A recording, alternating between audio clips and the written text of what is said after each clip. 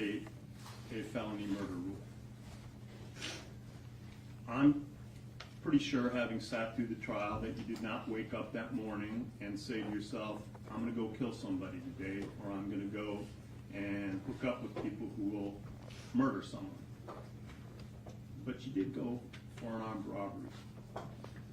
And what happens is that when you take a firearm and you rob somebody, you're telling the world, I'm going to take something that doesn't belong to me by force.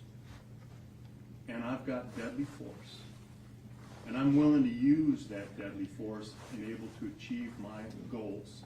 And even if your intent at that moment was only to rob and not to kill, who can say that the death of the victim is not a predictable and foreseeable outcome of arming yourself and confronting the person? That's why we have the felony murder rule. You are a textbook case. During the trial, at one point, you lashed out at Robert Allen for being a snitch. I think your anger is misplaced. If you have any anger about what's happening here today and what will happen to you for the rest of your life, beyond the anger that you should have with yourself, perhaps your anger should be directed behind you at your co-defendants and the one who turned a robbery into a murder. They're the ones that you can thank for your predicament beyond your own actions. Trayvon Newsom, a jury of your peers having found you guilty of the crime of murder in the first degree with a firearm and robbery with a deadly weapon, a firearm. This court now sentences you on count 1 to life in Florida State Prison with a 10-year minimum mandatory and credit for 1,704 days already served. On count 2, I will sentence you to life in Florida State Prison with a 10-year minimum mandatory and credit for 1,704 days already served. The two sentences will run concurrent with each other. There are standard court costs, cost of prosecution, which can be reduced to a civil lien. You have 30 days to appeal.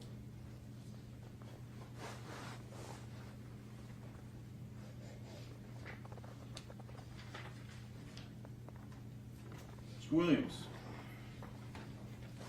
you are the perfect example of why we have a law of principles in this state. When you engage in criminal acts with others, you bear the responsibility for your collective actions.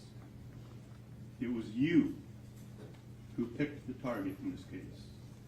You went inside Riva Motorsports to confirm the identification and what was there, and then you went back out and sat in the vehicle.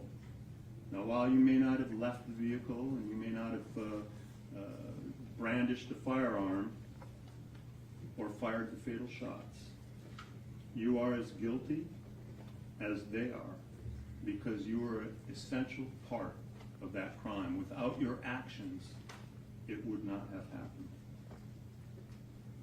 Additionally, I don't look at the way someone behaves in court. Courts, for sentencing purposes, court's a stressful thing. People react to stuff differently. But there are things that I can look at. And I can tell you this court is shocked by your behavior after the murder. A person who had any measure of human decency or remorse for killing someone would not likely be seen dancing around and filming themselves with the stolen money, how proud you were of yourself. You should understand that while you were dancing on that bed, throwing down those bills, you weren't throwing money down on the floor. You should think of that as you tossing down the days, weeks, and months of your life, just like that. Like so many pieces of paper. The very next day, when you went to spend that blood money on sneakers in jerseys. You revealed to the court the value you place on the human life that was taken. Just a pair of sneakers to you. Diedrich Williams, a jury of your peers having found you guilty of murder in the first degree and robbery with a firearm as a principal. As to count one, this court will find you guilty, adjudicate you to be guilty, sentence you to life in Florida State Prison with credit for 1,752 days already served. Count two, I sentence you to life in Florida State Prison with credit for 1,752 days already served. Two counts will run concurrent with each other. There are standard court costs of prosecution. I will reduce those to civil lien. Both you and Mr. Newsom should understand that life sentences are necessarily life without possibility of parole because we do not have parole in Florida.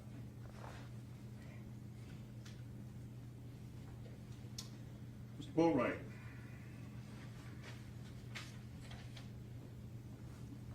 You turned a robbery into a murder.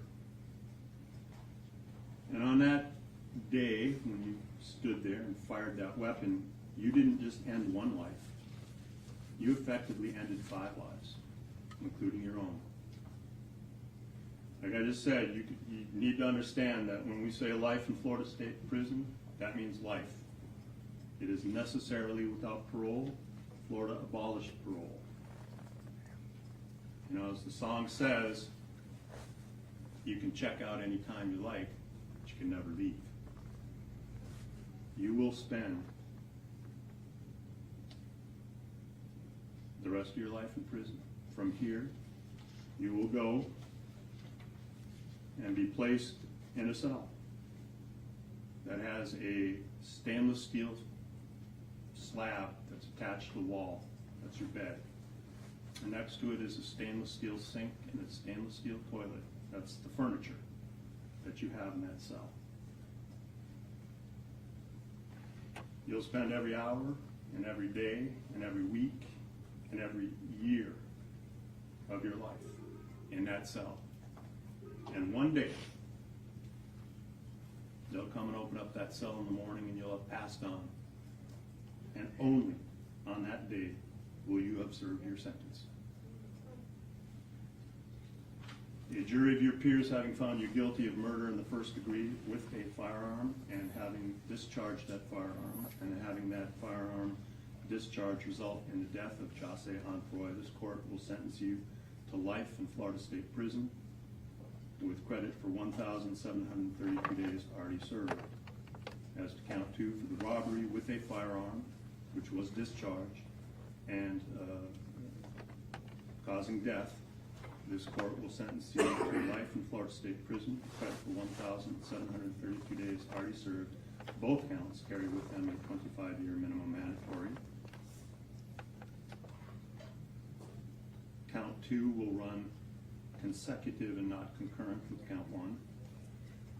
And both counts will run consecutive and not concurrent with your sentence in case number 1316428 CF 10A.